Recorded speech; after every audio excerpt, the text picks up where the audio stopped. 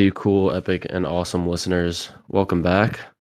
You're now listening to episode 22 of the Cool, Epic, Awesome podcast, and I am Matt, your co-host. And the other co-host, Joe. And we did take a little 3-week hiatus, so we kind of got a lot of stuff to talk about in this episode. We saw 3 movies that we're going to discuss. Beau is Afraid was the first one. It was like my most anticipated film of the year, and I ended up really liking it. We also got to see Evil Dead Rise, which was another one that I think both of us were Really looking forward to. And yeah, last episode I also recommended the movie Life is Beautiful. So we'll get to that at the end. That's going to be a pretty insane tonal shift when we get to there, but anyways, let's start with Beau is Afraid.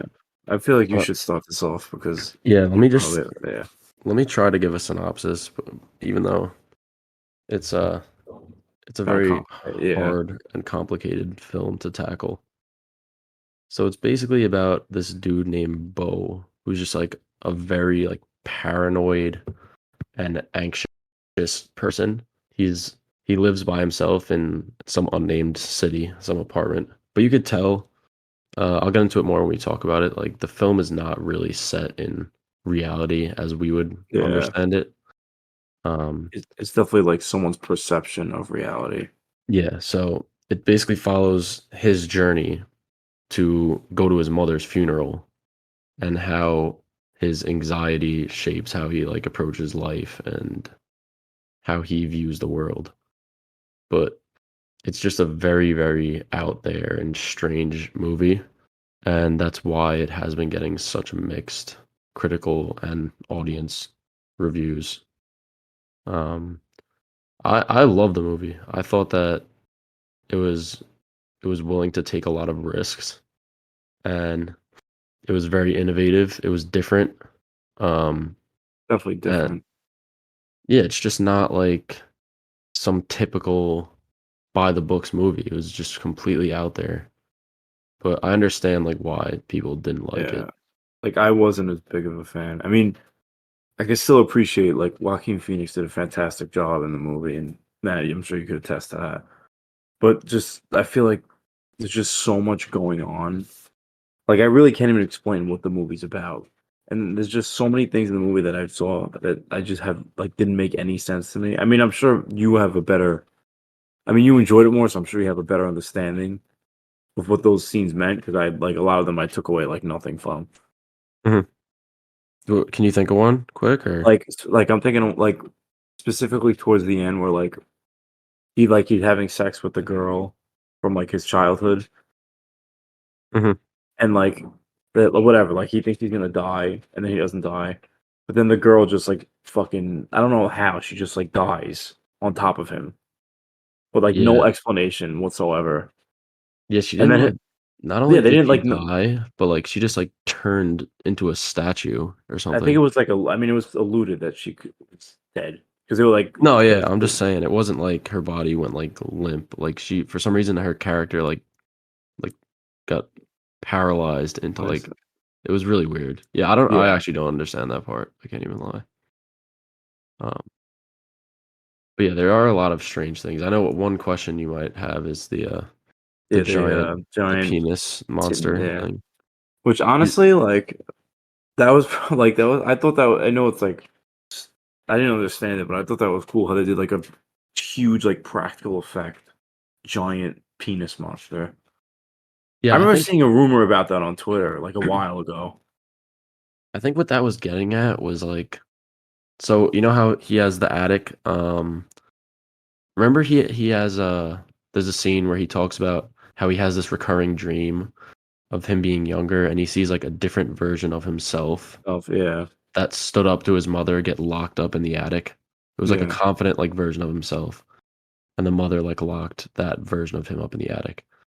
So to me, that attic represents sort of like Beau's inner Mind.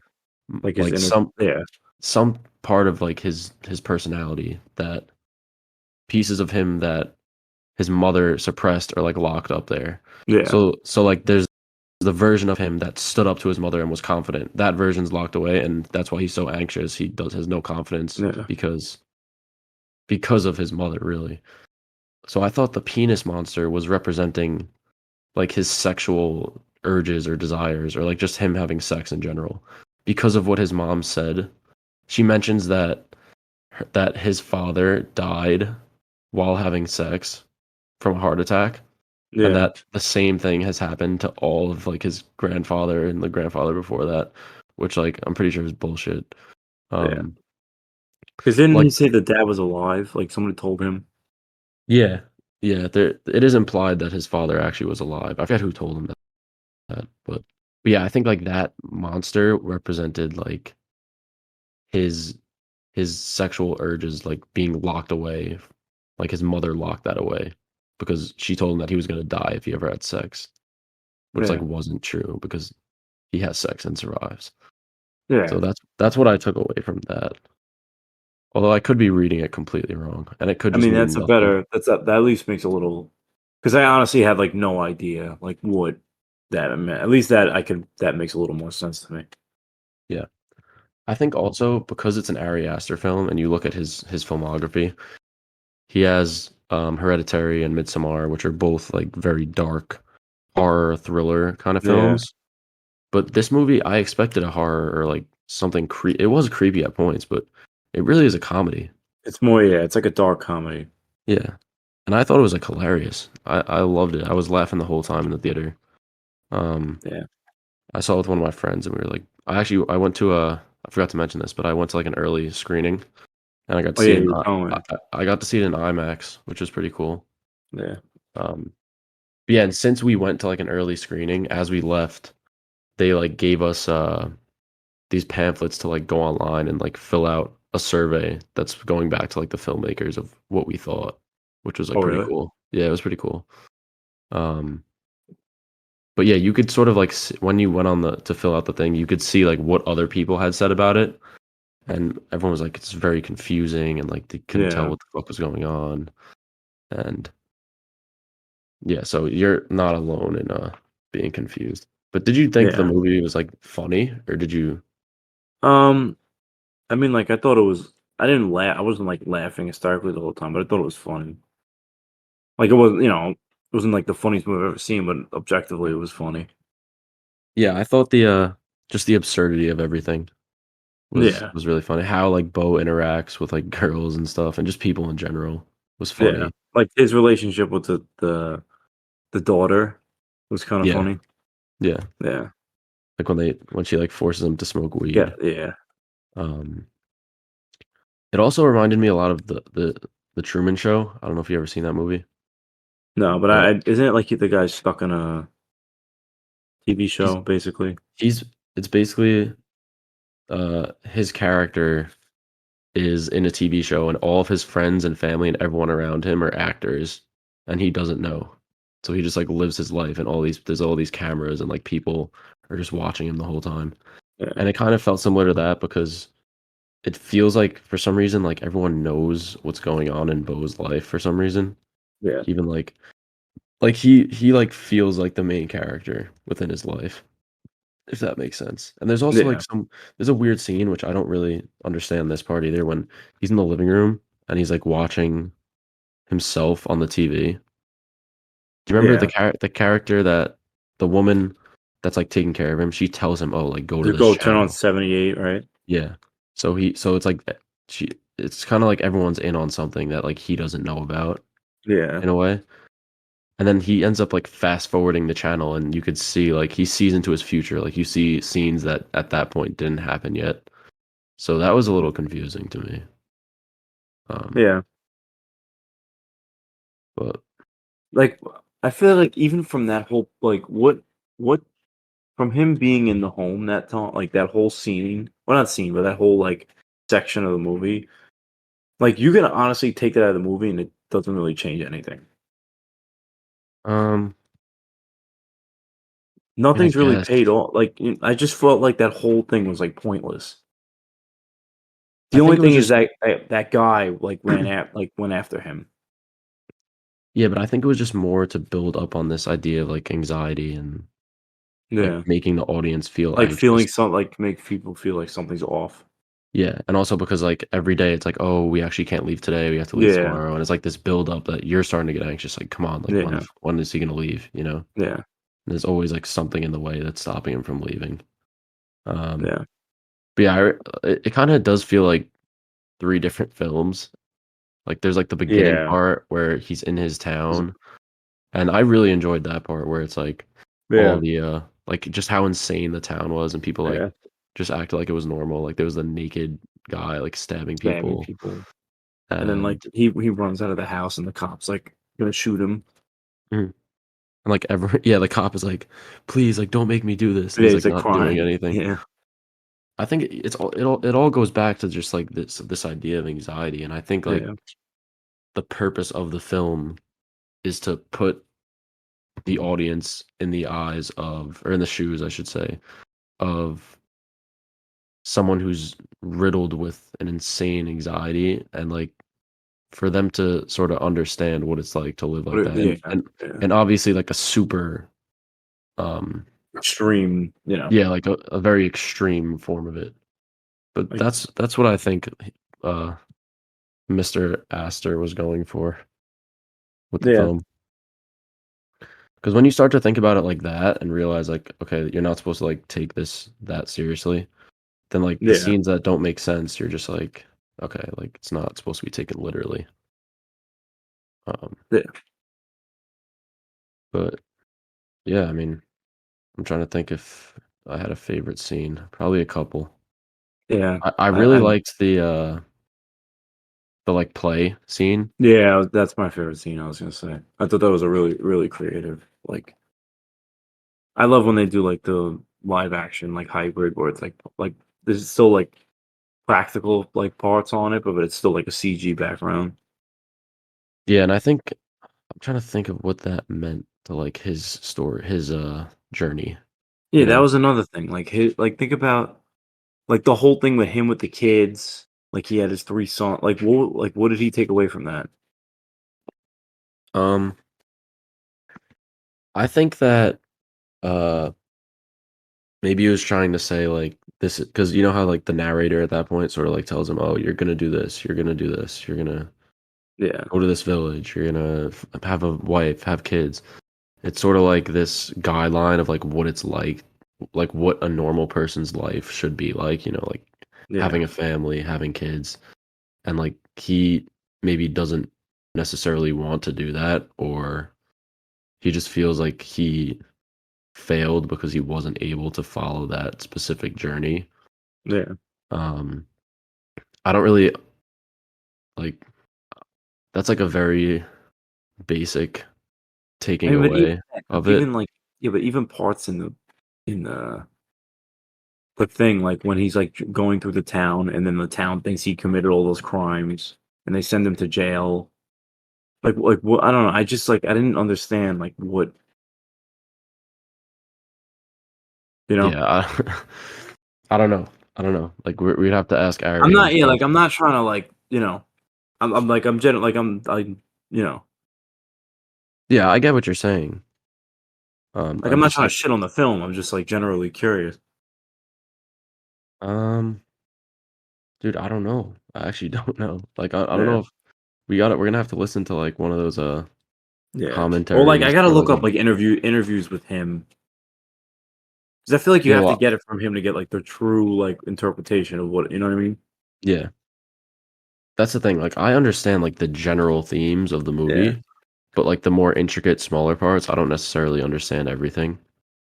Um, but Yeah, yeah, and like you said before, like I thought Joaquin was amazing. I think he might get like a nom for best actor. he could, yeah. He has a couple other films coming out this year too, I think. He has Not the Napoleon film. yeah, with Ridley Scott. That apparently Yeah, people behind the scenes there are saying that that's gonna be like a big awards contender. yeah. So hype for that. I think Isn't it, Joker. like when is it supposed to be, like, when he's, like, when he's rising to power, or, like, towards the end of his, like I don't know. I mean, I would assume it's just like a typical like biopic that maybe goes through everything, yeah. but I also know nothing about Napoleon, so Yeah, I I'm think not he got sure. like exiled, like towards the end of his Yeah, but I really like how Joaquin like takes on like these weird, not weird roles, but he likes to like challenge himself in his roles. You never really Yeah. see him play like basic characters, which is why like I love him so much as an actor. You know what's crazy is they offer Marvel offered him for to play Doctor Strange. Yeah, I think he didn't want to tie He himself didn't want down, yeah, he didn't want to do multiple projects. which Well, but he now he he does but now he's doing secretly a Joker.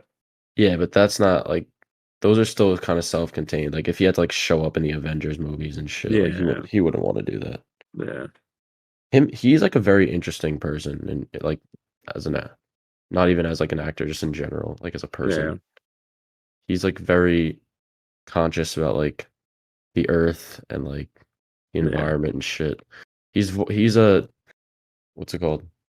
He's He's a narrated lot of a he's a producer on a lot of of the health documentaries I've seen. yeah, he's narrated a couple like animal cruelty documentaries, Yeah, and I'm pretty sure he's married to Rooney Mara, and I think they're both like the same way. They're both like vegan and all that shit.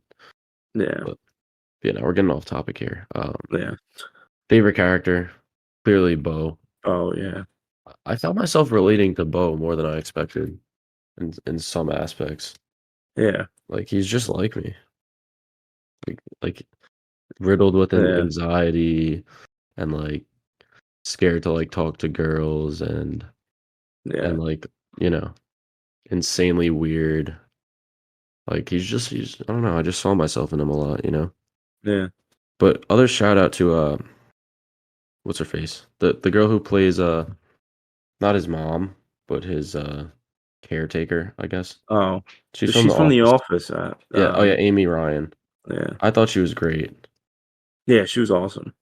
Also, Nathan Lee, who plays like the husband, Oh, yeah, he was great. He was funny.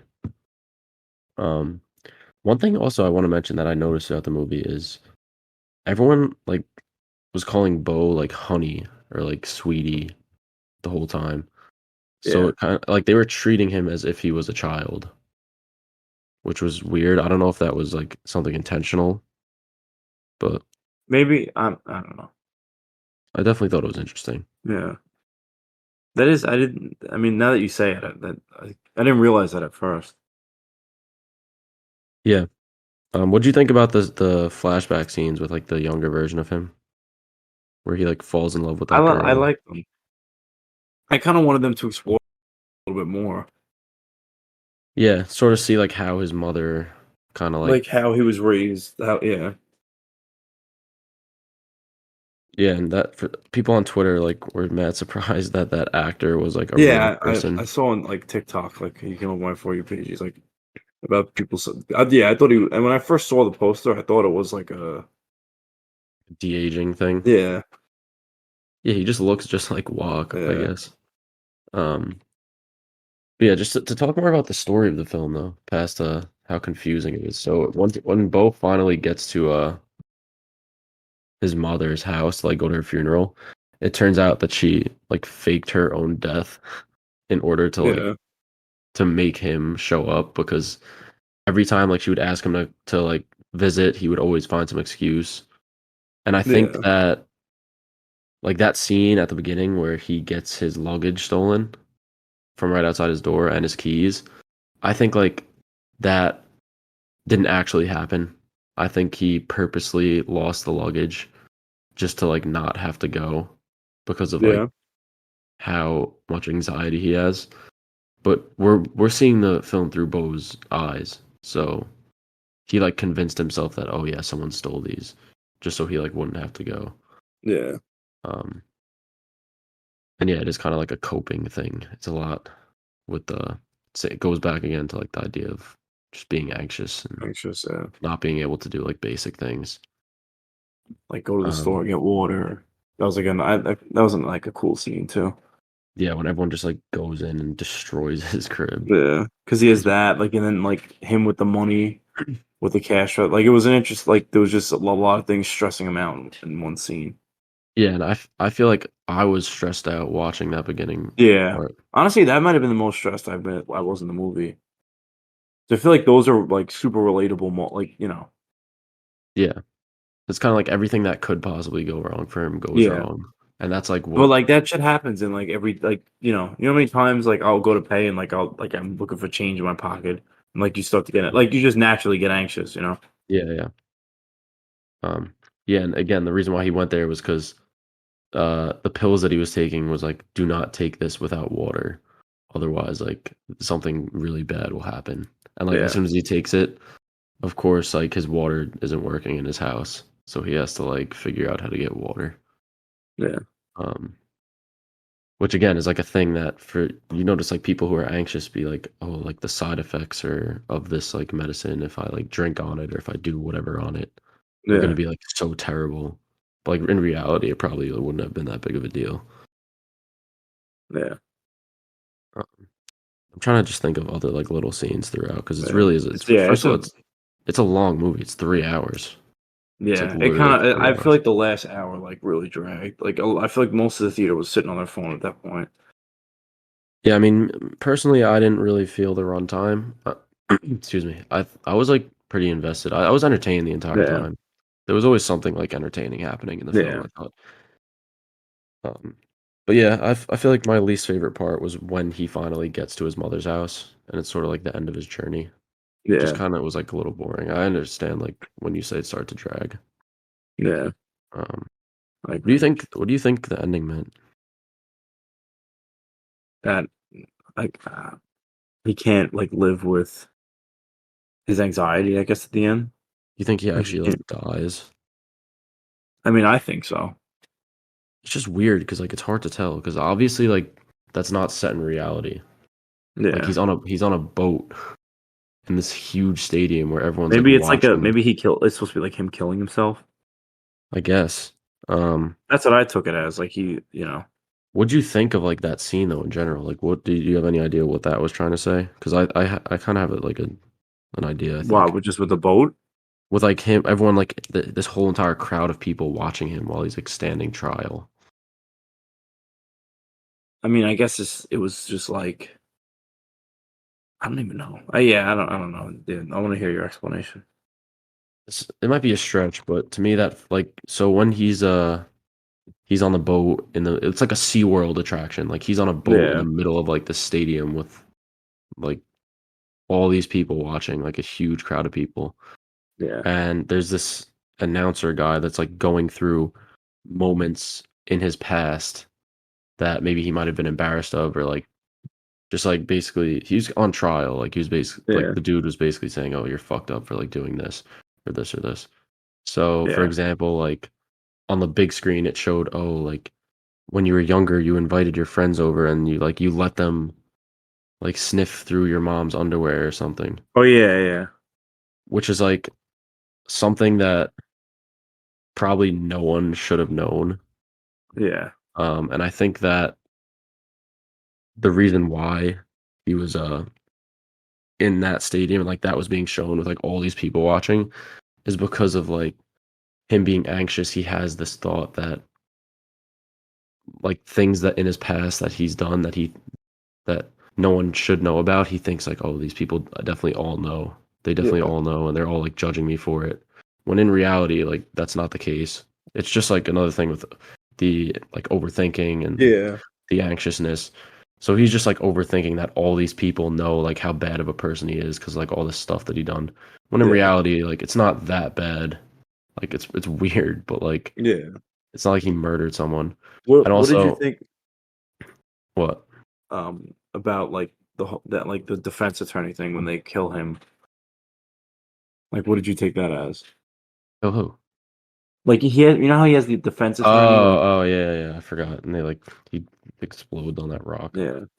I mean, I don't know, I that's think actually kind of like a I callback to Midsommar. yeah. I think that was just showing, like, how helpless he felt in that situation. Like, the only person that was there to defend him just got, like, killed. Yeah. So it was sort of going into the just, like, the helplessness aspect of it.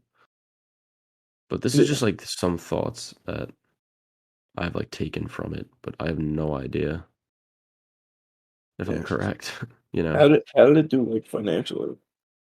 Not great, I don't think, but it's not really a film made to make Yeah, money. no. No, I figured. I'm not sure what the budget is, or but I have no idea. Um, but yeah, I don't see this doing well at the box office. Yeah, I feel like it'll have a better, like, market, like, when it gets released on streaming and shit. Yeah, I honestly think this movie is gonna age very well, though. I think people are gonna look back at this in like, I don't know, maybe even 10 years from now and like consider it a classic. Because there I are a mean, lot like of films like that that like get panned yeah. and then eventually people come around to them. I mean, like, I didn't think it was bad, like, I enjoyed it, it's not I didn't think it was amazing. Yeah. Do you wanna get to the ratings then? Yeah. I gave it a, 3 out of 5, so 6 out of 10. It's just, like, way too much going on and a lot of stuff that didn't make sense to me. So I didn't enjoy it as much as you did. Mhm. Yeah, I gave it a 4.5 star, so 9 out of 10. It wasn't my favorite movie of the year so far. I still think John Wick was better, but it's definitely up there. I just loved how ambitious it was.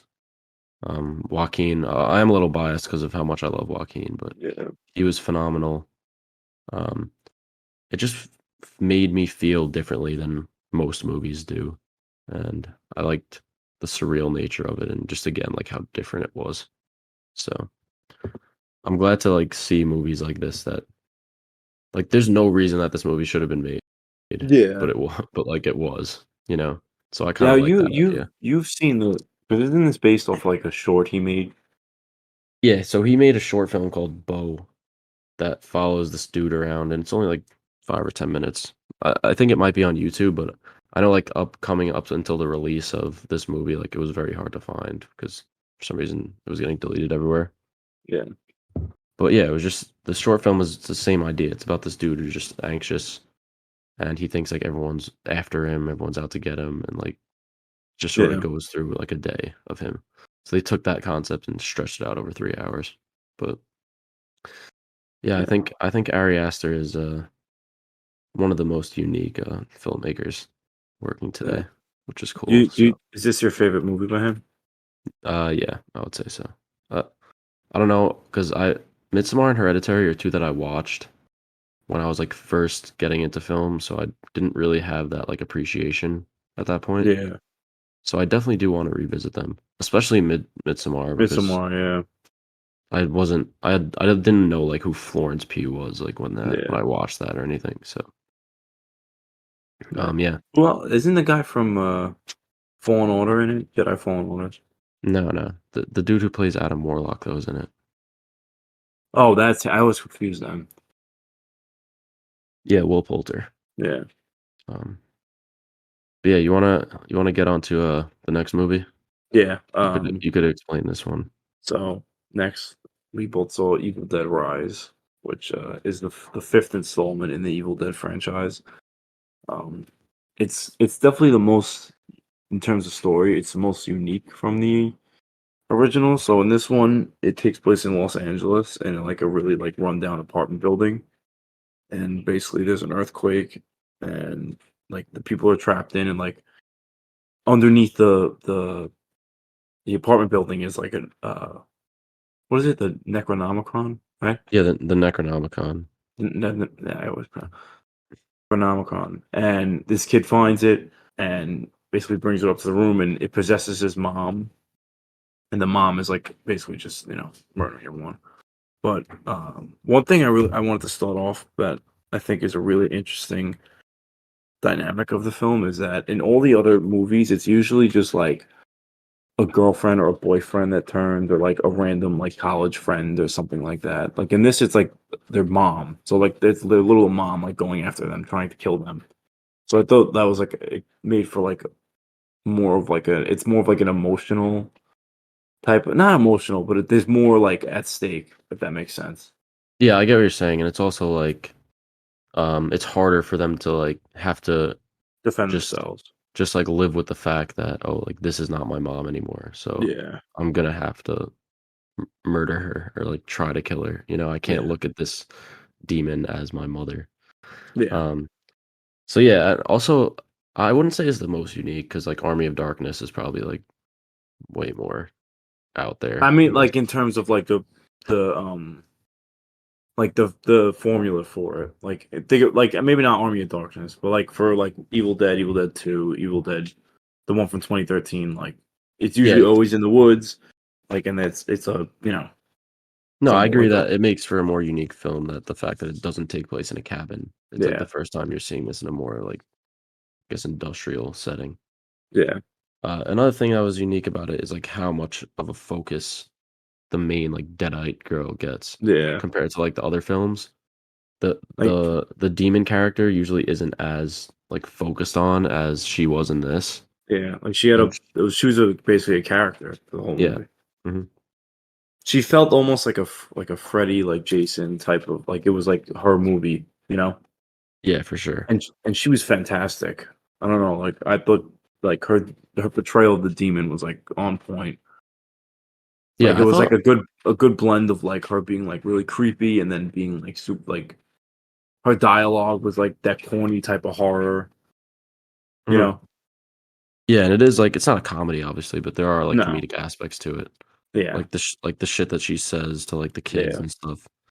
I also was surprised that they like were willing to Yeah. basically murder children in the Yeah. movie. I thought that at the end that like the youngest girl was gonna end up like becoming a deadite. I thought that would have been kind of funny. Nah, But I've had a feeling it was I thought like when the neighbors came, I was like, "Oh, she's gonna kill the neighbors, and then like they're gonna survive." But then like, then when she did the tattoo scene, I was like, "Oh shit, they're actually gonna," you know. yeah. Um so what do you think about like the graphic nature of the film? Did you have any like favorite bloody moments or like kills or anything? Um, I mean, there's a lot of unique one. I don't know why the one where it's the kid gets possessed, like the first kid to get possessed, and he has like Mhm. the bedcloth over him. That's a girl, I thought, wasn't it? No, I think it's a guy. Mm, I don't know. Either way, The one with the short, whatever. whatever. Yeah. Mhm.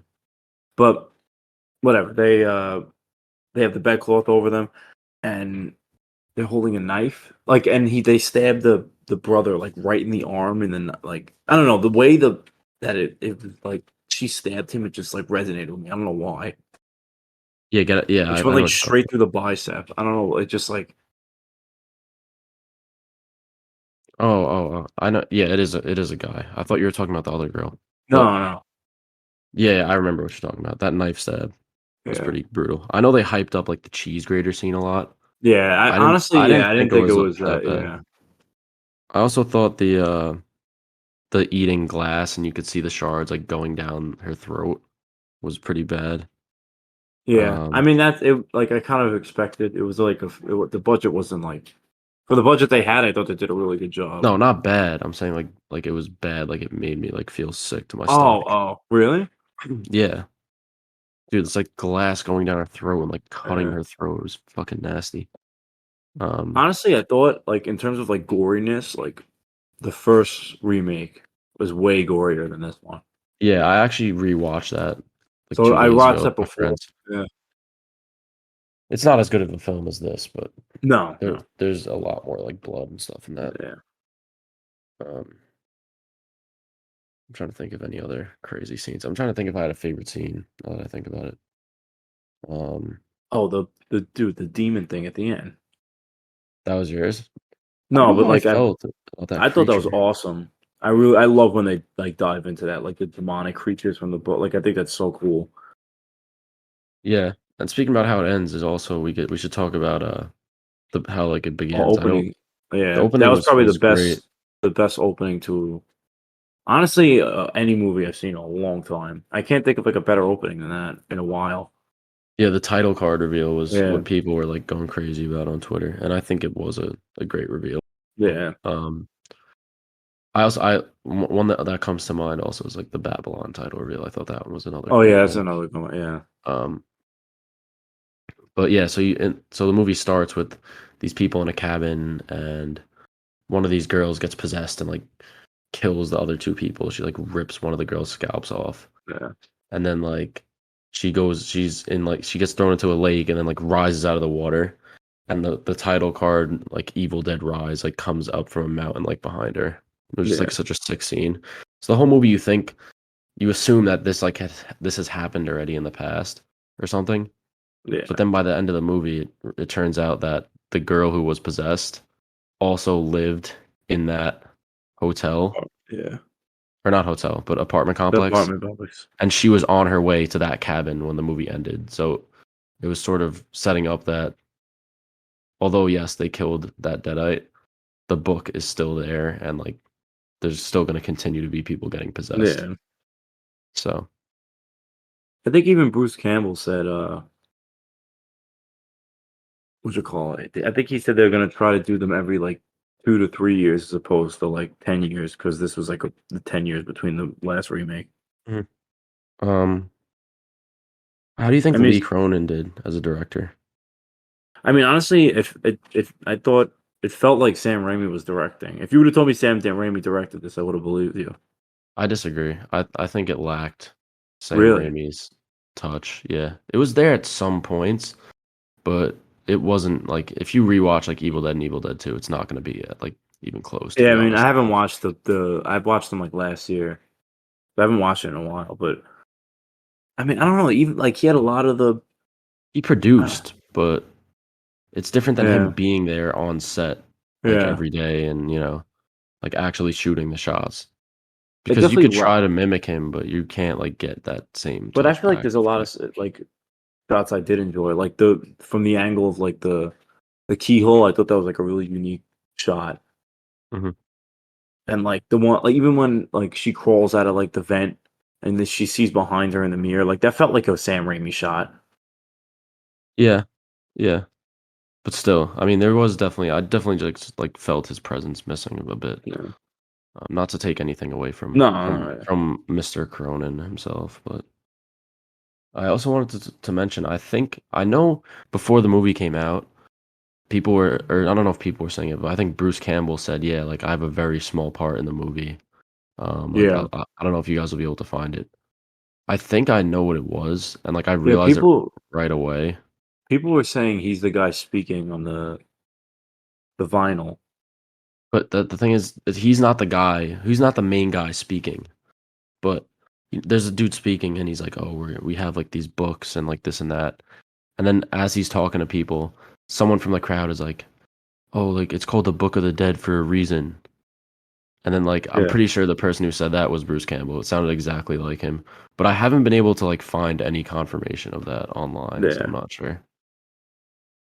But I thought that was pretty cool. I thought that Well, whole actually, you know what? That might be my favorite scene when they're listening to the vinyl and that like was cool. everything's I getting did. Yeah, fucked. Um, I just thought it was very creepy, like with the when he tries to like turn off the machine and it wasn't turning off. yeah. Um, so yeah, I really like that scene. But What did you think about them adding like more lore to the book itself? Like, I don't know if you noticed, but they said there's 3 books. yeah, I actually did notice that, and Yeah, that's really cool. I like them going and expanding more into the mythology of it yeah, because that just opens up the doors to more stories being told, yeah. and it Where do also you? opens the possibility of, oh, there's 3 books. Maybe There's more out there. one of those books is like from the original Evil Dead trilogy, and it's like Yeah, canonically in the same universe, which would mean that Bruce Campbell's character Ash he's in that Williams universe. Yeah, could possibly be alive somewhere. yeah. Um, but yeah, they didn't really explore the lore of the book that much in the other films, and they honestly didn't explore it that much in this either. I'm wondering I mean, they give how it the more of a book got backstory, how did the book get there? Like I actually have no idea. but I feel They like they ex- like at least they explain what the book's origins, like where it's from. yeah. I feel like they never do that, and usually it's just there. Hmm. Yeah, they explained. I guess at the beginning they were saying how the place was built on top of a bank or something. Yeah, So when like the dude goes down and like finds the book, it's like within a bank, I guess, which I don't know how it would Yeah. have got there, but maybe again, maybe that's something that could be explored in What? Where would you the like them future. to take, like, if they do, like, for the next movie? Like, if you could, like, pick a scenario to, like, I don't for a know. It would be. sequel. I definitely want them to switch up the setting again. Do Yeah, like, oh, the Book of the Dead possesses people in this place. Maybe instead of being locked in an apartment complex, I kind of like the idea of being in a cabin, but maybe not in the woods, but like maybe like a snowy setting where they're like snowed in so no one can yeah, escape or something like that. And it would be like that cool to go back to like the roots of being in the cabin. yeah, Do you think the and there's, like, next a film is gonna follow that final girl though? ah, maybe. Maybe she'll, like, maybe, like, I kinda want them I like how they do, like, standalone things. I kinda, like, want them to do a different if anyone I'd want them to bring back, it would be the mom, but she's dead, obviously, but I kinda would rather them do something different, like a new cast. Yeah, because like if they follow that main girl, like where does the story go? She doesn't Yeah, have any like exactly. she just lost like her whole fam basically. Yeah. So unless that like the demons like follow her and the daughter. Yeah, but Um I don't know. No but what disrespect to those actresses, I just, yeah, what would be cool maybe is if like she has her baby and like because she was pregnant in the movie yeah, and then maybe like the baby somehow got like possessed by the demon. yeah, or like the demons come after the baby or something. Yeah. Um that could be cool. But Yeah, it would yeah, be I have interesting. no idea. I mean, I have faith as long as Bruce Campbell and Sam Raimi are staying on to produce, I Yeah, I feel like it'll be some good stuff. I agree. Um, who's your favorite character though in the movie? Oh, the demon. The mother? Yeah, Yeah, I agree. Her name was Ellie, I guess. Ellie. The actress hasn't been in that much stuff, to be Yeah, honest, but she was I think great. she was a model originally. Really. Yeah, Well, from, like, I think she's, like, Swedish. I could be wrong though. she's an Or Australian Australian. actress, fashion model. Yeah, it's pretty cool. I mean, it sucks that she's not gonna be able to come back unless they figure something out, I guess. But Yeah, I thought she was good. Um, yeah, I'm trying to think. I did also really like Beth, like the other girl, the yeah, main, like her sister. Um, but yeah, I think I have to agree with you that I think the dead-eyed girl mother was the best character. yeah. Where would you rank this? Do you think though among like the franchise? Probably second behind Evil Dead 2. Wow. Um, I guess you want to just rate it first, and then I'll tell you where I rank mine. Yeah, I mean, I gave it a 4.5 stars out of 10. Like, I really, really liked the movie. There was just so much I enjoyed with this movie. Yeah, I gave it a 4 stars, 8 out of 10, but it's honestly a low four. Like I was thinking either between 3.5 or 4 as I walked out. And I don't know, I just feel like it didn't like resonate with me as much as it did with other Harns. Like with that being said, it still was a great film. The Yeah, effects were great. It was like genuinely like some points of it were scary. But yeah, I don't know. For some reason, like it just didn't fully click with me. And I think a lot of it has to do with the fact that Raimi is not directing. yeah, But I would probably rank this third. It would probably be Evil Dead 2, number one. Then the original Evil Dead, then this, then the 2013, and then Army of Darkness, probably. yeah. They're all honestly good though. Yeah, no, it's a very, very consistent horror franchise. All for me at least, like 3.5 star and above. Yeah.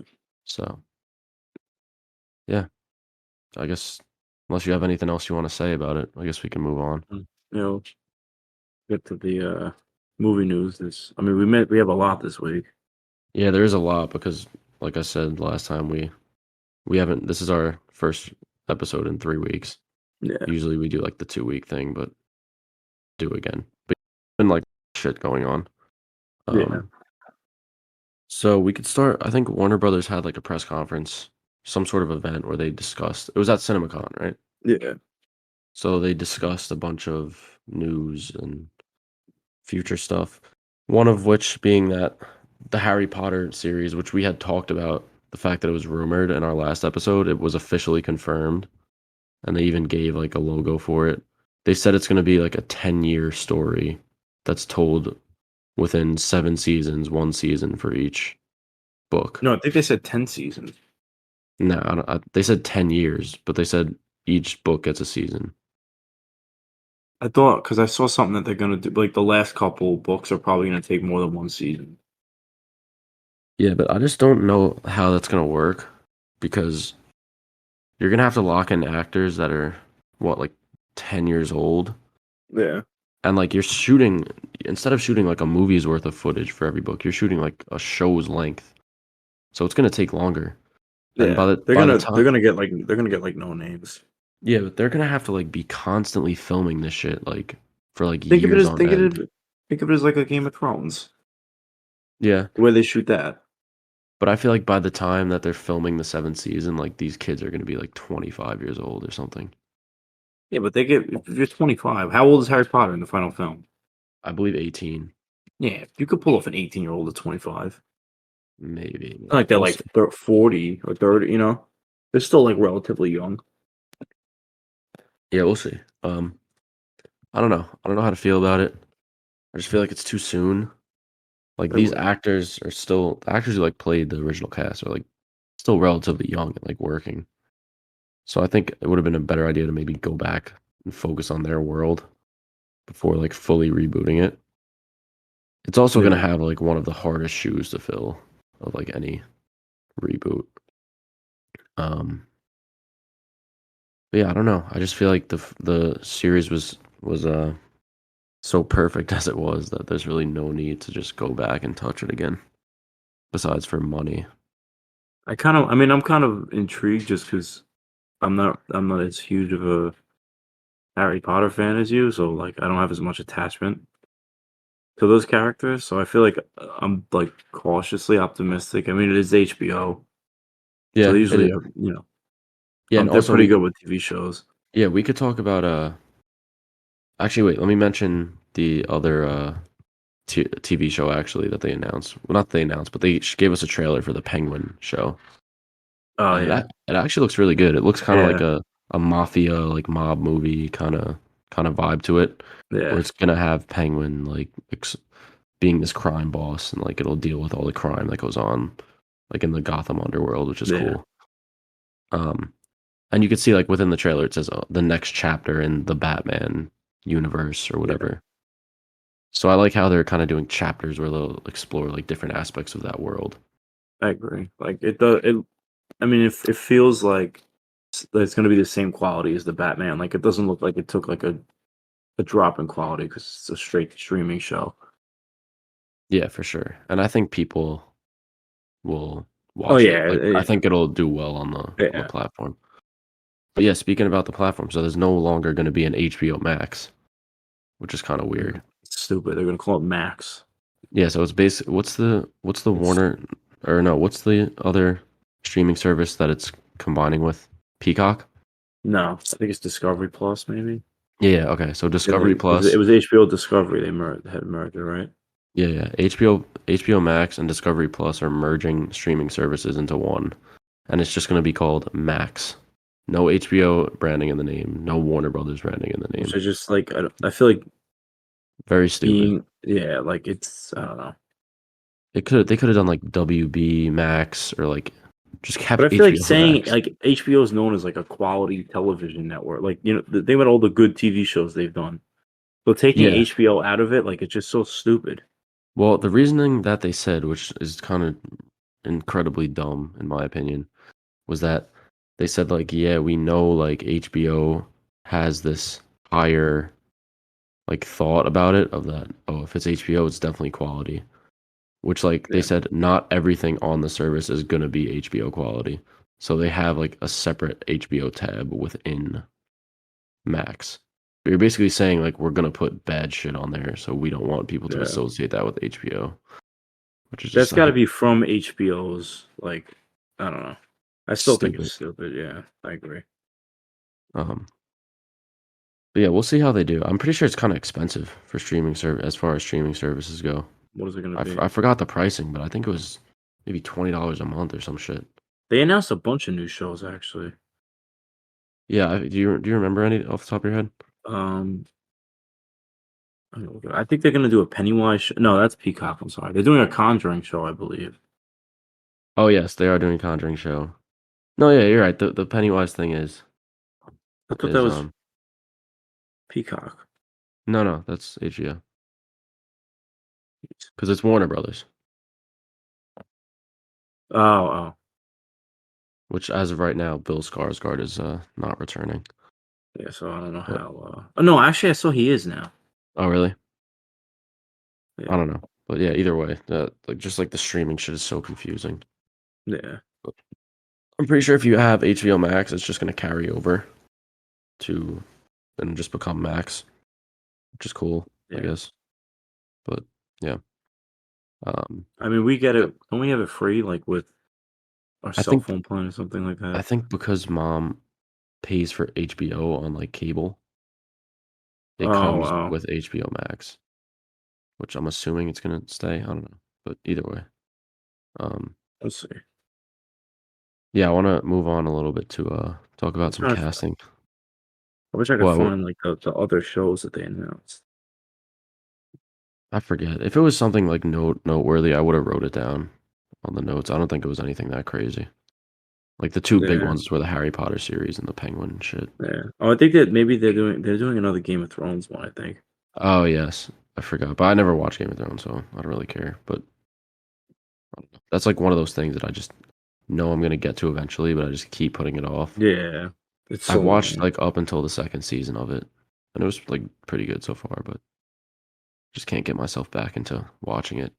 Just Yeah, because I have like so many fucking movies to watch that I I want to know. Yeah, watch. dude. But it's This, like I'm pretty sure my watch list on Letterboxd is like almost 2,000 movies, yeah, which I might not get to in my lifetime. yeah. Most But likely. um, yeah. Anyways, I wanted to move on from that Max talk. I wanted to talk about some casting for some MCU stuff really quick.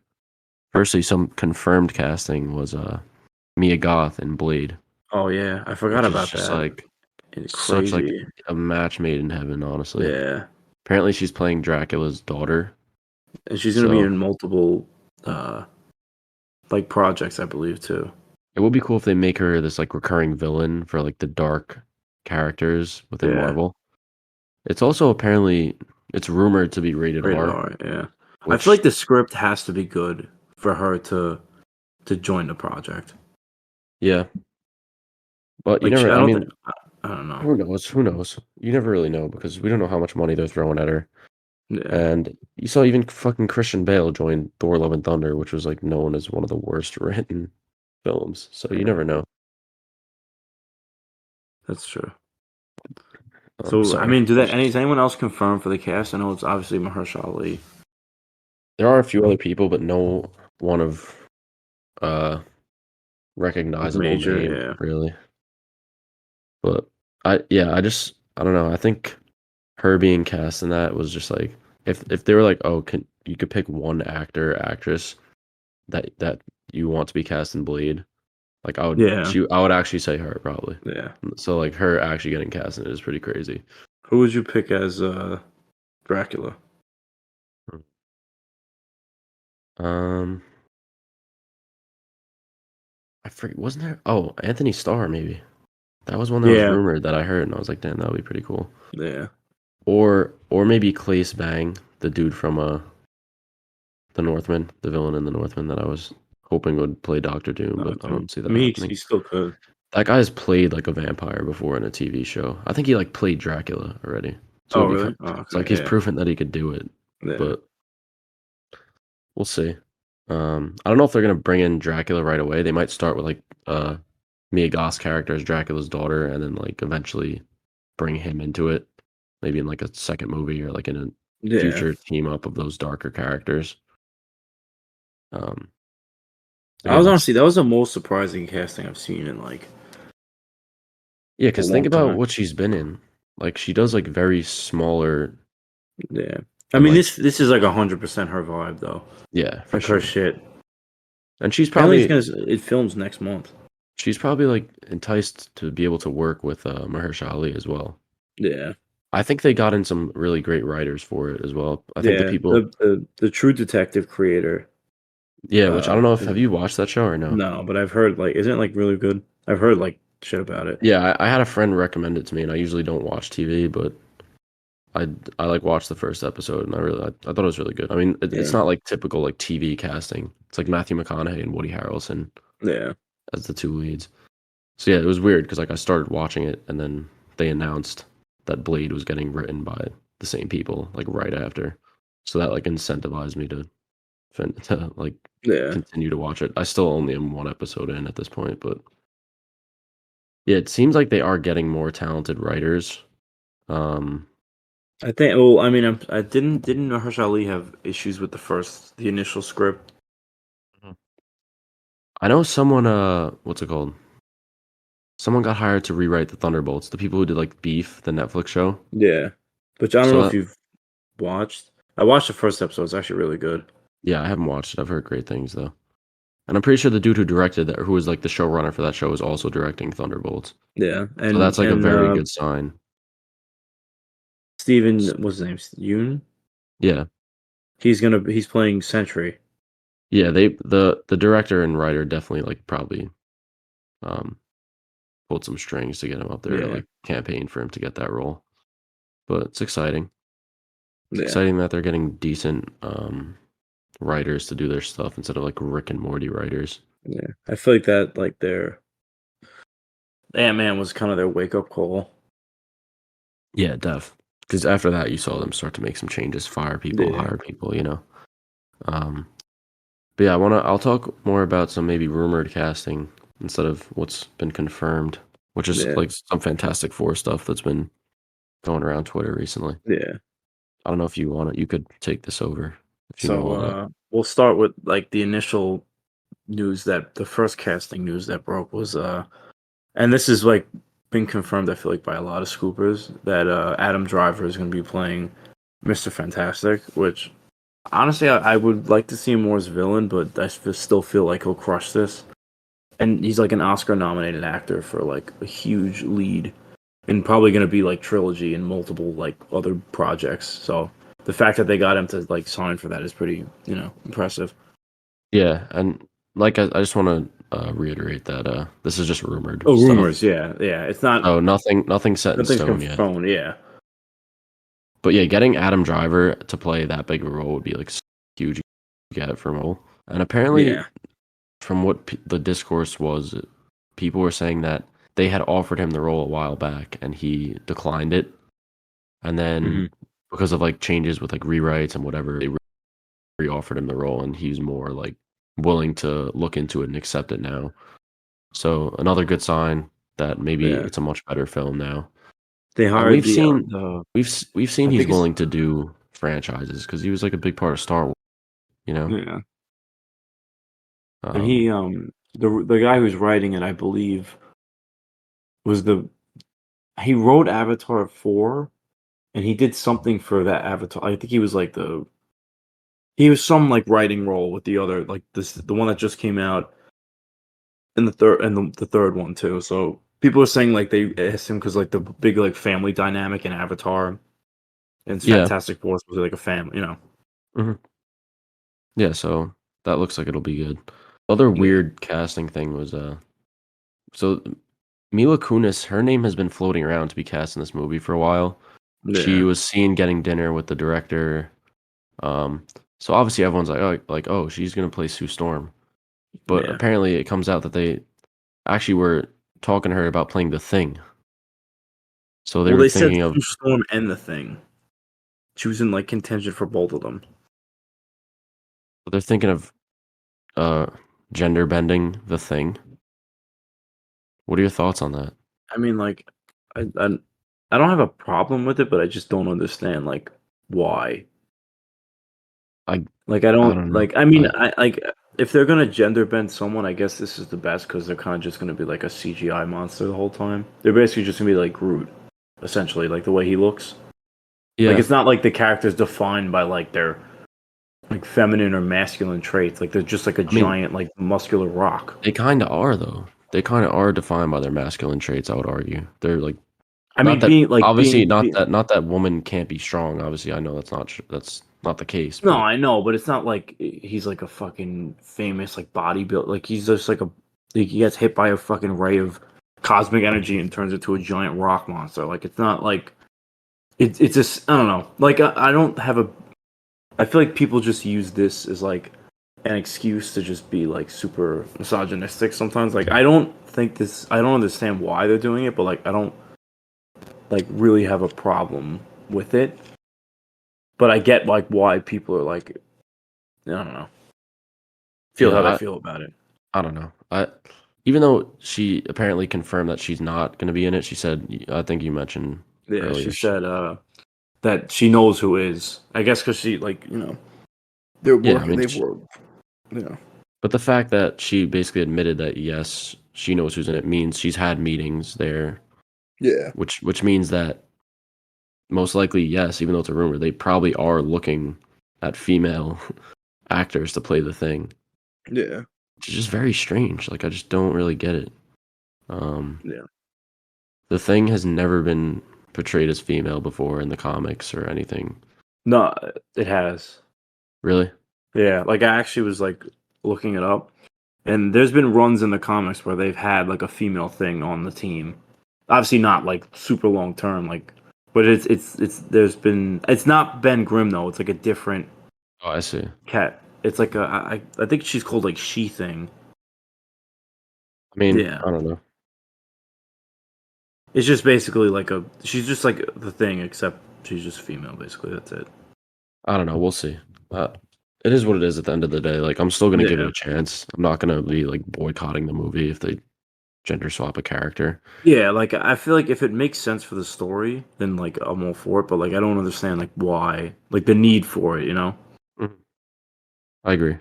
Um, but yeah, then let's see what else was there. Oh yeah, Johnny Storm apparently. So the Human Torch. Apparently, the role was offered to Paul Mescal, Yeah, who we've mentioned a few times on this podcast because his name he's been getting cast in a lot of shit. He's like up and coming. yeah, He was nominated for best actor. He didn't win, but still another Oscar nominated like actor. If they could have yeah, Mescal, Driver, and then whoever else they end up getting for like Sue and yeah. the Thing, that's like a pretty star-studded and talented cast. Oh yeah. Um, and Who they would you also want to play the thing?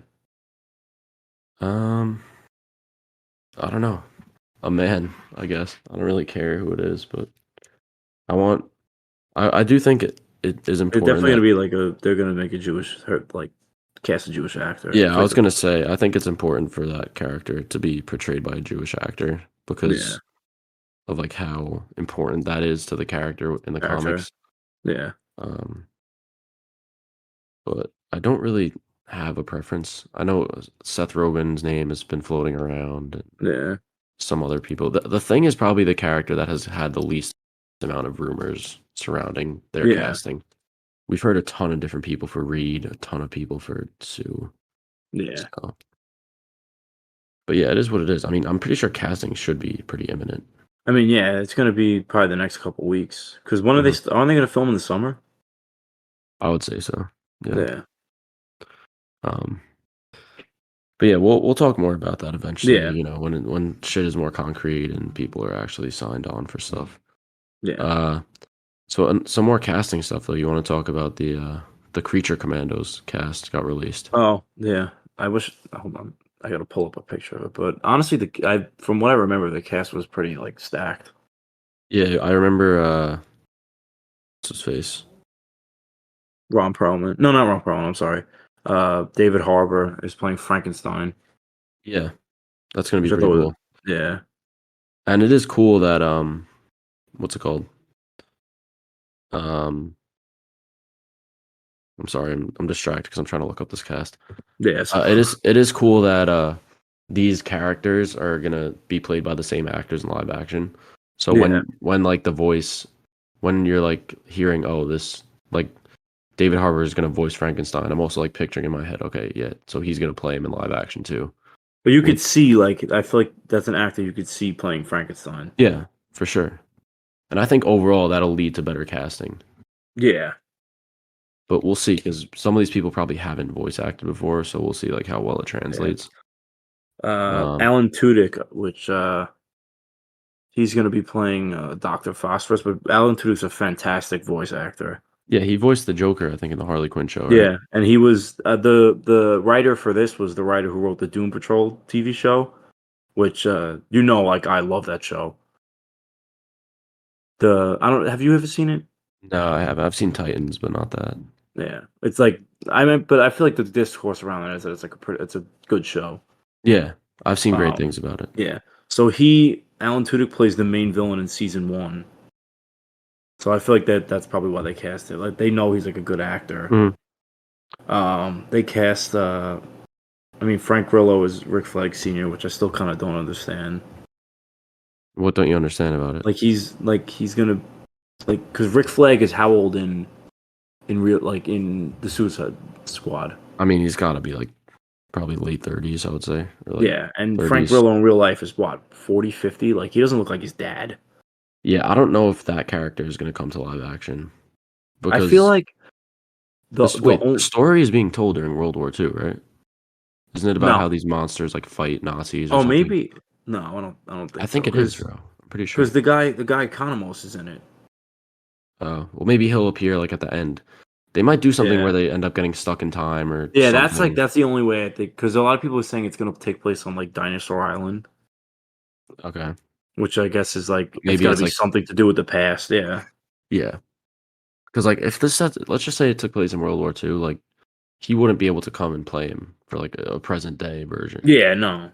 Unless it's a better chance of taking place in like the 80s or something like that. Yeah. But he's gonna probably take the spot of like the Rick Flag character within the DC going forward because like Rick Flag is dead. So yeah. But yeah, anyone else notable on there? Maria Bakalova, which she was in Borat 2, which I really liked, and she's in Guardians. She's in Guardians as she plays an original character though. I don't know who she's playing. Yeah, that's really it. The rest of the cast I'm not really too familiar with. Yeah, but it's cool. It's like the first DCU casting announcements, which are pretty cool. Honestly, probably the next one we get is going to be Superman. Yeah, I would say probably July. People are saying Comic-Con because they're actively interviewing people now. Yeah. But yeah, well, let's move on though from that. Yeah. I just wanted to quickly bring this up. Johnathon Majors production company dropped him apparently. So his future at Marvel is like starting to look more bleak as the days go by. Yeah. I know there was a couple other like acting gigs that he had that got taken away from him. So was he going to really be in like a Dennis Rodman? Yeah, I don't know. That wasn't mentioned, I don't think, as him losing it, but there were a couple projects that I saw were mentioned. But if you have like his production team like dropping him, then like it's not looking good behind the scenes. Yeah. So it is looking like this might be Marvel's first like actor that got canceled, honestly, or one of them, which is very surprising because I feel like this is the first one with like a major role. Like he was gonna be basically in the next 10 years of Marvel shows. Yeah, and it's good that they're realizing that apparently he's a terrible person now instead of realizing I agree. But I think like the general audience will be fine with it. Like Hulk was recast. He just like shows up in Avengers as a different. And this one even like, makes more. It even makes more sense because you could just say there's another variant. Yeah, that's like so it doesn't even affect the story that much. That like it's they could just literally just be like, oh, it's a different variant of Kang, and that's it. Yeah. Also, I mean, if they want to, they could. Like this is most likely not going to happen, but it is early enough that they could pivot away from Kang. I don't think because they think about what they've shot already. the Marvels apparently is going to lead into Avengers, the next Avengers movie. Yeah. Like, Loki season 2 is already shot. I'm sure that's going to play into, like, they're about to film Deadpool next month. That has shit tied to the TVA, and that's ultimately Loki. Not Loki, I'm sorry, Kang. Yeah. What else are they shooting now? Not too sure, I guess. Yeah. But yeah, we'll see. It'll most likely just be like a recast, and they won't even say anything about it. Yeah. Yeah, let me see what else we missed out on. There was a couple trailers we could talk about. Yeah. The Godzilla vs. Kong teaser. We got the reveal of the name. Was it hold on, let me pull it up. I'm forgetting. like New Dawn or something? It's like New Empire, I think. Dawn of Justice. Oh. No, let me check. So it's called Godzilla X Kong: The New Empire. And the teaser shows like this other, sorry if you hear that siren in the background. Okay. But the teaser shows like another sort of giant ape creature sitting on a throne, and then the shot sort of zooms out, and then you see the skull of Godzilla and the skull of Kong. And the fact that it's called Godzilla X Kong makes it seem like they're going to team up in this instead of fight against this other creature, which would be kind of cool. The creature kind of looks like an orangutan. Yeah, you could tell it's not Kong. Like it has like very long, sort of like stringy arms. Maybe it look like a spider monkey even. Yeah. But I'm all for that, like giant monsters like fucking each other up. Oh yeah, dude. So I'm excited for that. We don't know much about it yet. Yeah, but comes out next year though, right? Yes, 2024. Yeah. So yeah, it's just a teaser. It's not like really a trailer, but yeah, it still looks pretty cool. Yeah. But yeah, other than that, we got another like a final trailer for The Flash, as well as some first reviews that have come out about it. This trailer honestly was even better than the first, I thought. Yeah. The movie does genuinely look really good. But it's interesting because they showed it to the press already, like a month before it's coming out. I mean, they know like it's gotta be. Yeah, for them to screen it now, they know it's gonna be fantastic. Yeah, it is just like so on brand with DC that the one time they get a movie right, the lead actor is like a fucking horrible human being. Yeah. But although we'll see, because these big studios have proven time and time again that they only care about money. So yeah, nah. I don't know if you saw the clip where they asked him. They asked James Gunn, right? Yeah, but like he says, like, oh, you don't know, but you could tell like his whole like demeanor changes as soon as they like bring it up, and he's like, oh, like he shakes his head, but he's like, oh, we're gonna see, but you could tell they're 100% not gonna use him. I don't know. We'll see. I just feel like the whole thing with James Gunn being a product of like getting canceled in the past and like having a comeback, he's gonna be more lenient towards. Yeah, but I mean, he put out like stupid, immature jokes on Twitter. Like it's a little different than what Ezra Miller did. Yeah, I know. But I'm just saying, like, No, yeah, that's true. I wouldn't be surprised, like, if this movie, let's say the movie makes $1 billion, you don't think they're gonna bring back Ezra? No, I don't know. We'll see. I feel like it wouldn't, like, because the whole isn't it supposed to. Everyone, I feel like a lot of reviews saying it's like a good wrap up to the DCEU. So if that's true, like how, like why would they want to? Like, wouldn't it be a good conclusion to a story? Yeah, but I think it's more of like a conclusion to the Snyderverse stuff, which is more of like the general. Did you actually? That's another thing I was gonna bring up. Did you see what Snyder said today?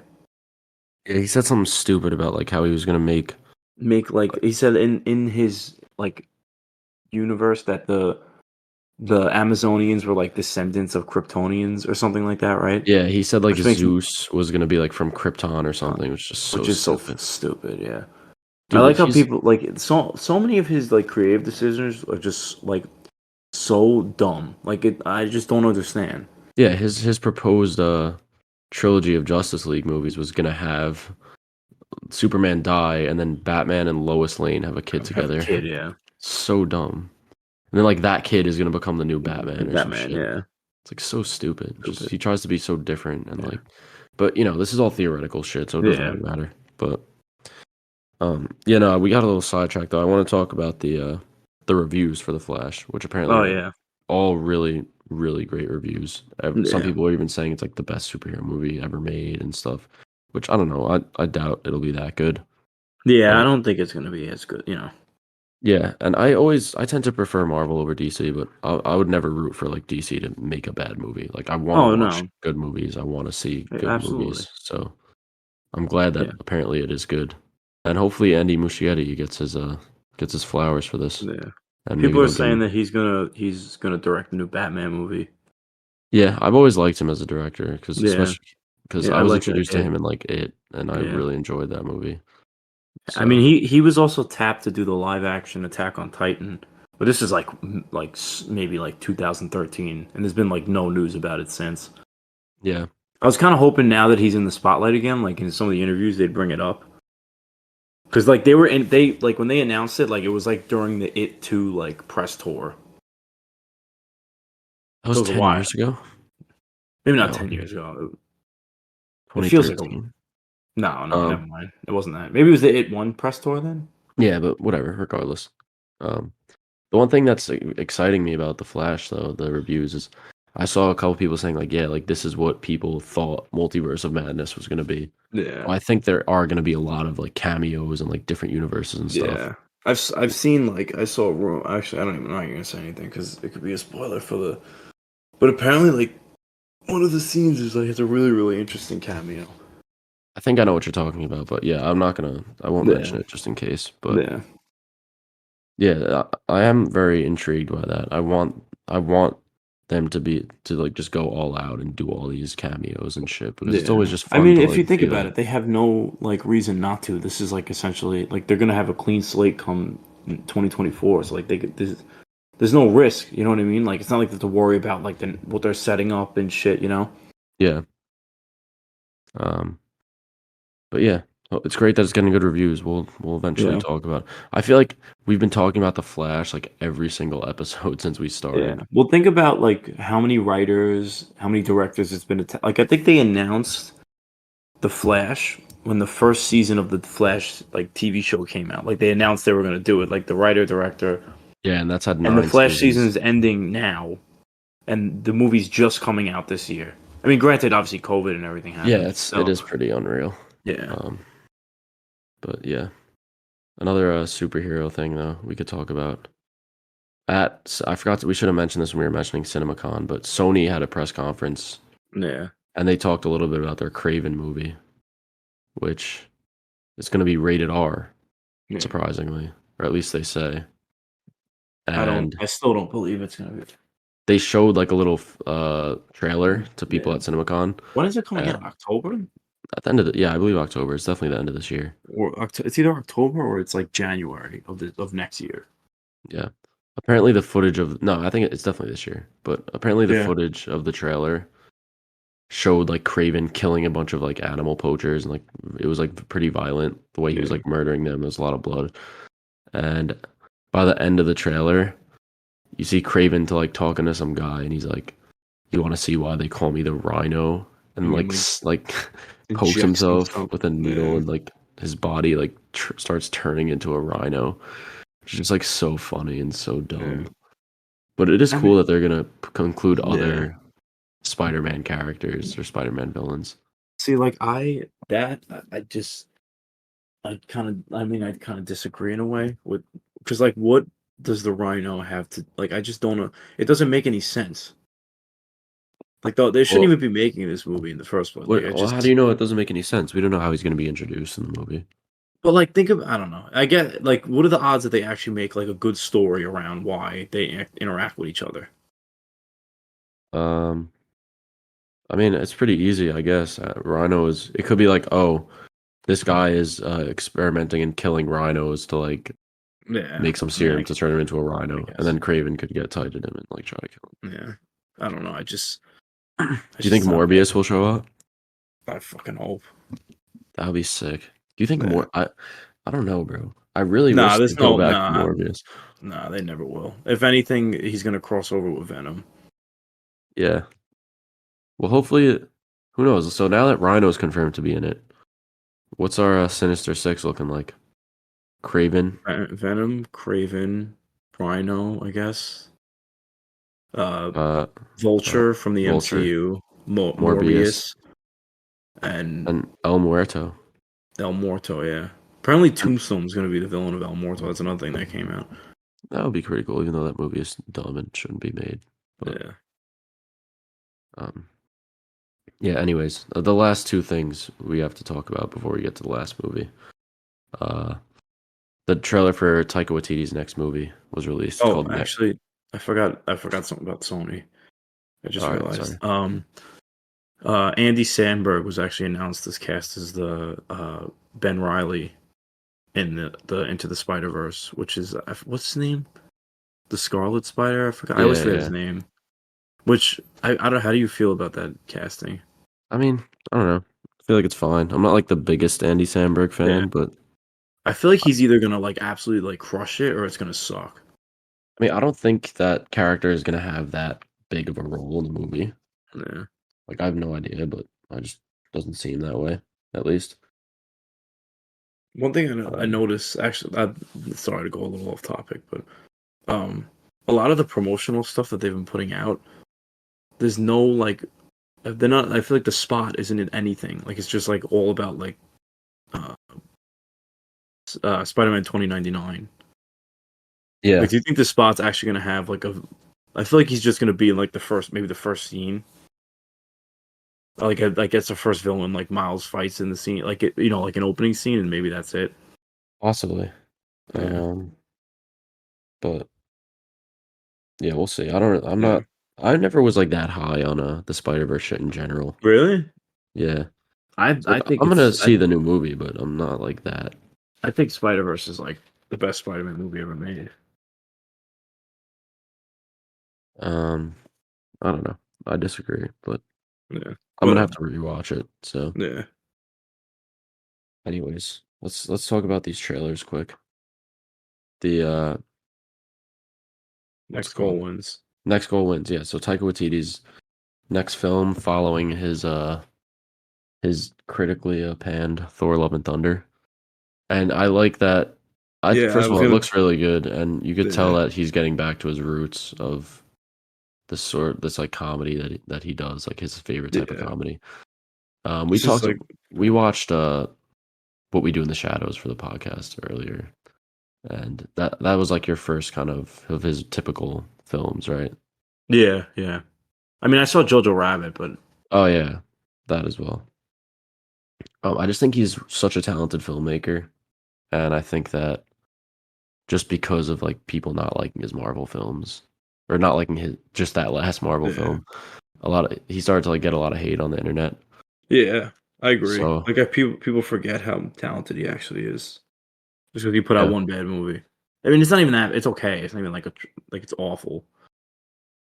yeah, and this new movie follows Michael Fassbender playing some soccer coach that gets fired, and the only way for him to like get another job is to coach this team that's like never won a game or some Yeah, shit, I and think it's like the American Samoas, right? yeah, something Is like that. yeah, So it just seems like his typical just fun comedy style, and he was like poking fun at like himself a little bit at the bit when yeah, the title cards yeah. came on. Like it's a Teen Choice Award winner, Thor: Love and Thunder. No, it was like the loser of Best Oh wow. Picture because like Jojo Rabbit lost Best Picture and it was like the loser of Teen Choice Award, like just funny stuff like that. Yeah, And that's like his style. yeah. So that'll release this Like, year. That's like bumped up in one of my favorites that I'm looking forward to for this yeah. year. I'm So kind of upset that they're not doing the Taika Waititi Star Wars anymore. I really wish they would have explored. I feel like the bad press from Love and Thunder really fucked them with that. yeah, but also who the fuck knows, bro? Because the amount of people that's like it's like a revolving door then on who's Yeah. making Star Wait, Wars did we movies. talk about the three movies they announced? Oh, that was. Yeah, we did on the last Oh, okay, episode. okay. Um, but yeah, that Yeah, trailer looks good. And then there was one yeah. more trailer, which was The Hunger a, Games prequel. yeah, the prequel to the Hunger Games starring Rachel Zegler. Um, and yeah, just like I think it was mentioned it was like the 10th annual Hunger Games or something. Yeah, so it's set in the beginning. And yeah, I really like didn't care at all, but I watched the trailer and I sort of remembered, like, damn, I actually used to really like Hunger Games when I was younger because I they kind of honestly, like it came out like when we were at that age that in middle school, yeah, yeah, we were like teenagers and we thought that shit was cool and yeah. And yeah, it seems Oh, like it's gonna be a lot of like killing and like bloody and like whatever. yeah. The How do you cast also is feel? pretty good. Yeah, the So cast is. I don't know if it was just me, but was it Rachel Zegler, right? mhm. Her like southern accent was like throwing me off a little bit. I didn't really notice anything I don't know. bad about I it, to guess it be was just honest. me. But it But yeah, looks it good. looks I didn't realize Viola Davis is in it too. yeah, and Jason Schwartzman, who's a Wes Anderson favorite actor, and he also Mhm. voices the Spot. Yeah, Who, and who, Peter Dinklage is in it too. Yeah, oh actually, yeah, damn, yeah, this cast is actually fucking stacked, dude. yeah. It actually like has a pretty good cast, and I think people Yeah, like the stars want to like be in it because it's yeah, Hunger Games. It'll make money. So yeah. And I'm sure yeah, like this, they're gonna make a sequel or they're gonna do more movies if this does yeah. well. There is like just so much to explore within that world. Yeah. I Is this forget. based off a book or is this like an original Yes, story? yes. The Oh, it the is. author of the Hunger Games made the prequel book, and then they're doing the movie about that book. So it's not like Interesting. anything Yeah. original. But Oh, just okay. wait, I'm gonna just call it now. After this releases, if it does well, first headline: Hunger Games TV spinoff announced. Hunger Games movie spinoff Sequel. Yeah. announced and Yeah. sequel. Like that shit I is mean, inevitable. it's a high franchisable like IP. Mhm. Sure. Same thing with like look at like Mario. Like they're gonna do like the fucking Donkey Kong. They're gonna do mad shit in that like universe. Yeah. So Even Sonic. They're what you call it? Sonic has a fucking TV spinoff. I They're know. doing a Knuckles show, which is And kind of yeah, I mean, as long as it's good content, like yeah. great, Like I'm sure it'll be But yeah. Idris Elba's returning. Some Kid Cudi's in it yeah, too. I think. yeah. No, I'm not like just talking about Sonic, but just in general, like how they're always just Yeah. spinning this shit off. It's like it kind of Yeah. gets like tiresome, you know. Hmm. But yeah, that was really it. Yeah. That was like a lot of movie news to go over. Yeah. Well, But we had 3 weeks worth. yeah, um, we could get on to our last movie, which is a sad one. I Yeah. recommended it last week or 3 weeks ago, I should say. And the film is titled "Life is Beautiful." It's an Italian film. It's It, directed by Roberto Benigni, who also stars, yeah. and it follows an Italian Jew who, and it's set during World War II. He eventually ends up having to go to a concentration camp with his family, and his son is so young that he like doesn't really understand what the fuck's going on. Yeah. He basically convinces his son that the whole thing is a game, and that if they like get the most points by doing certain He's stuff, gonna like they're gonna then win they're a gonna win a tank. tank. Yeah. Um, and yeah, it really I know like Life is Beautiful, like it really is like a beautiful like story. It's about like Yeah. how much a father is willing to sacrifice for his son. Yeah. Um, and he ends up eventually like obviously like giving his life for the sake of his Yeah. son's survival, which And not even that, like eh, just not even just the love for his son, but also his wife as well. yeah, like You know, certain stuff he does. I forgot how because I know this was one that we watched with like we mom watched when I was young. Yeah, nah, but I feel like it when we were definitely young. resonated more with me now. Yeah, I remember like not really thinking that much of it about Yeah. especially like the story aspects and stuff. Yeah. Um, I forgot that like the first half of the film is kind of like setting up like going into that concentration camp. I Yeah, thought it was like more of the film was that. you pick up on little things going on in Italy that like it's pre World War II.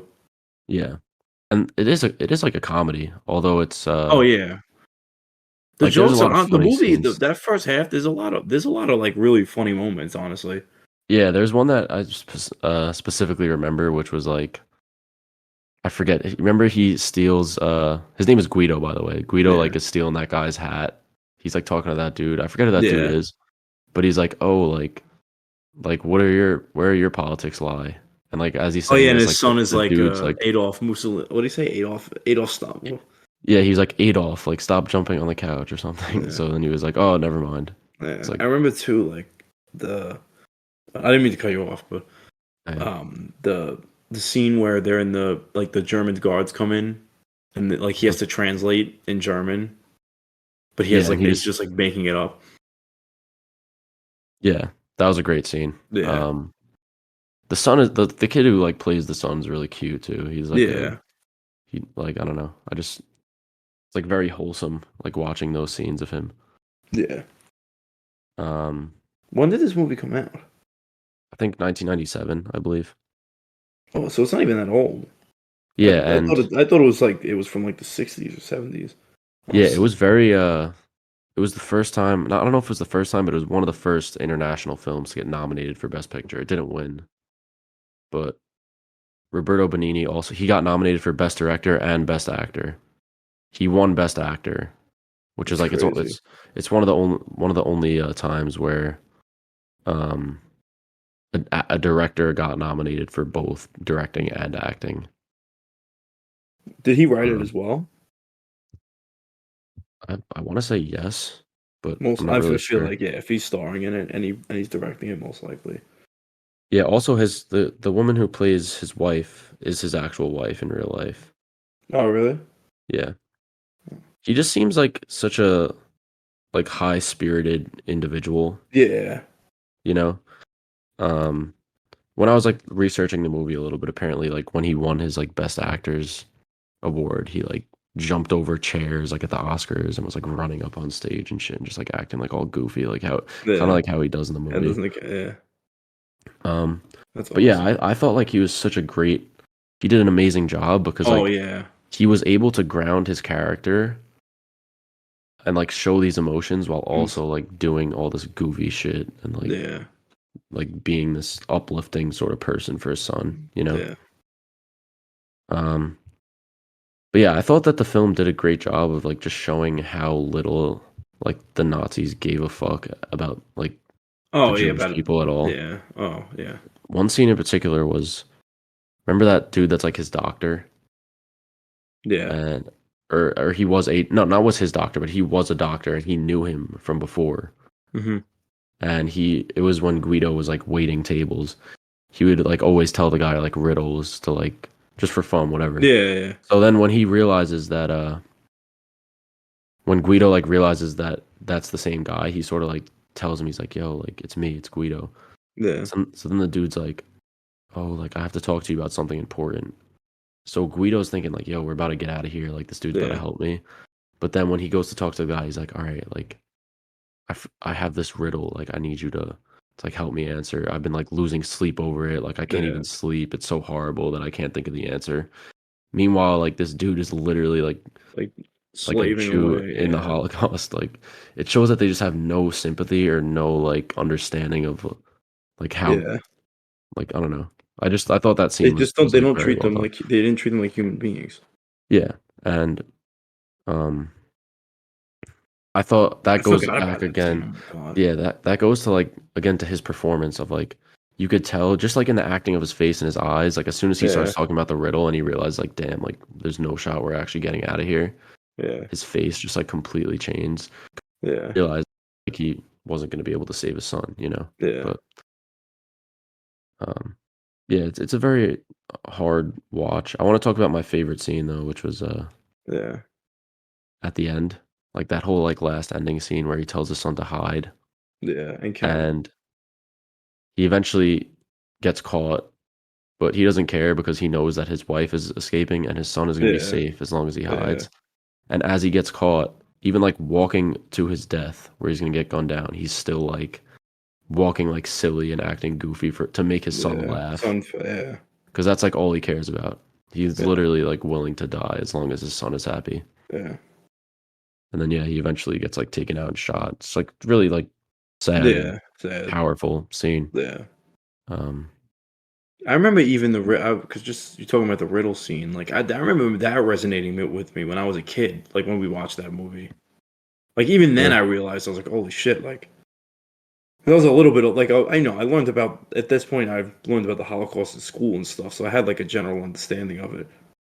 Yeah. You know? Um yeah, I honestly don't remember the movie that much from when we watched it as kids, but um Yeah. yeah, I'm just seeing I had like a couple more notes about the movie. I mean, my Um favorite scene was I know it's like more of like a cute scene when he goes over the announcer and like so talks to his wife through the announcer. yeah. Like, and she hears this song. I don't know. I thought it was like a really cute, like emotional scene. Yeah, and how he like calls his wife like princess all the Princess, time, and yeah, yeah. Did you um, watch it in Italian? yeah, Yeah, so did I. I don't. We didn't uh, watch it in Italian when we first watched it. yeah, I don't think so No. because we wouldn't have been Yeah, following yeah, subtitles back then. yeah, Um, but yeah, there was another. Let me see. Yeah, there was another scene that was also like again goes back to the acting, which is like when they walk up to that body of or that huge pile of like all those bodies. yeah, And I think like you could tell, you could see in Guido's face, like he realizes like how bad it actually is, like in that moment. yeah, Just like the way that his entire demeanor changes without him even having to like say a word. yeah. Um, yeah, it's like it's very like powerful stuff, you know. And Hmm. it's not like obviously like people know like how bad the Holocaust was, Yeah, and I but feel like this is an just important movie, like for people to watch now because you kind of see like little resurgences of like hate groups and stuff like that. yeah. And You this is know. like what happens when that gets out of Yeah, hand, you know. yeah, exactly. So, You know. but yeah, Guido was definitely my favorite character in this. Yeah. Oh my god. Yeah. I didn't I like the wife though as well. She Yeah. was No, the good. wife and even the kid were like great. Yeah. Um but yeah, I think when it comes to like movies about the Holocaust, this one was like definitely different in its approach of like being comedic, like and Yeah. sort of like making fun of like the Germans and a little bit and like how ridiculous it all was.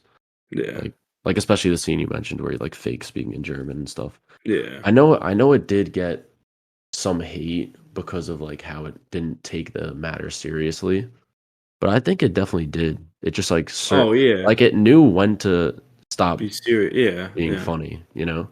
Yeah. There were a lot of And instances it's like not that. like it's funny because they're making fun of the Holocaust. You know what I mean? Like Yeah, it the just like comedy is a isn't comedy. because. Yeah. Yeah. Um, but yeah, I mean, I don't know. Would you say your favorite scene was? You said it was this fake With the German. over the loudspeaker. Oh yes, yes. Yeah. Yeah, just a lot of like great moments throughout, and it's just like no, it's a great film. It was very well made. It's well Yeah, written. well written. The jokes are great. Like, not like not that the joke, like the way he acts, like his demeanor around like just the whole concentration camp, like the way he acts that way for his son is just like a really. I mean, I don't know how to explain it. Yeah, I don't know. It's like very heartwarming, but also Yeah, yeah, like that's the word. That's tragic the word. at Yeah, the same time. And I was thinking like the ending is so it's like satisfying, but it's also like so grim. yeah, it's like grim and satisfying at the same time because Yeah, obviously like the it father doesn't make is. it, but you know, Yeah, he did get what he wanted in the end, wanted. which is that Yeah, his family was safe. yeah, And like the scene where like the Americans show up in the tank and like the yeah. son is so So I happy was because he happy. thinks Yeah, that they that they won the won the game. game. Um yeah, it's just like that part is satisfying. He gets reunited with his mother and then like the movie Yeah, ends. But it's just yeah, I don't know. The word I keep thinking of is like powerful. It's just like such a powerful story yeah. about like how much like a And I feel like father cares they for their like son, you know? they're able to show it in such simple, like even like the dialogue with the scene with the riddle, like that's just like a small little scene, but it's like such a powerful moment in the movie. Yeah, because that's really like the last straw of him really Yeah, realizing like, damn, we're actually not getting out of yeah, here, you know? yeah. But yeah, What did you rate it? I actually gave it a very rare 5 star. I gave it a 10 out of 10. Yeah, I I think I don't know, I think the fact that I did watch it and we watched it when we were young kind of like made me enjoy it more because I was getting a little bit like nostalgic as I watched it. I don't know why like our parents showed us this movie, but yeah, I guess because it was either way. Italian. But Yeah, most likely. um, Honestly, I feel like it was more to just show us like the significance of the Holocaust. yeah, but yeah, I mean, it's hard to like find any issues with the movie. Like Yeah, aside from the story and like the messages of it overall, like it's also yeah. just That's what I was very trying like. it's like well acted, well Yeah, written, I and was you know, trying like when I was making my review, like I was just thinking what was wrong about this movie? And I really could not find like anything. Like the script is great, the story is great, the acting is great. Like There's nothing really wrong with the movie. Yeah, like what could they have done better? What won Best Picture over this? I was just looking it up the other day, but I forgot. I think the one that won actually like was a really good movie and deserved it, but let me see.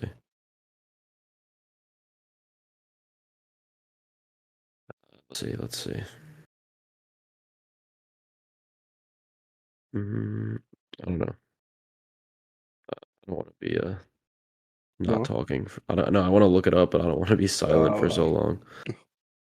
I don't know. Whatever. I can't find it, but I remember it being like a pretty like famous and well-made movie. That one. I think like after I looked it up, I was like, all right, yeah, that actually deserved it. But yeah, like I was saying, just like just so hard to find anything wrong with the film. Yeah. So, and how about what did you give it? I give it a 5-star. Wow. And, like I really couldn't find anything. Like it was just such a good movie. Yeah, and just going back to like what I said, how it's like rare for me to give a 5-star. I think I've logged like on Letterboxd maybe like 1,300 films, and only like 25 I've given 5 stars to. Yeah, I think I have around like 250 films, and I only have. This will be my 6th 5-star. So like, I don't like. We don't really give them out like gracefully. Yeah. So, but yeah. Is that might be the first 5-star we've had? Well, for me, no. I've given 5 stars to Arrival. What We Do in the Shadows. Yeah. Is that mom asking you if you're recording? Yeah. But anyways, sorry for that interruption, but yeah, there's a couple only because I've recommended films that I already had as 5 stars. It's Yeah. not like it wasn't like something new that I gave a 5-star, which like this is the first one. Yeah. Which is cool. So yeah, you're gonna have some tough shoes to fill with your rec for next episode. Mine. It's gonna be a huge drop in quality. Don't worry. All right. But yeah, I guess we'll move on. I want to get to the Q&A. I think we literally only have one question, so let's go. Let's actually go. Let's see. This is from @degenerate.joe on Instagram. So Joe Imp, who's a friend of the pod. Would you guys be open to more Evil Dead movies?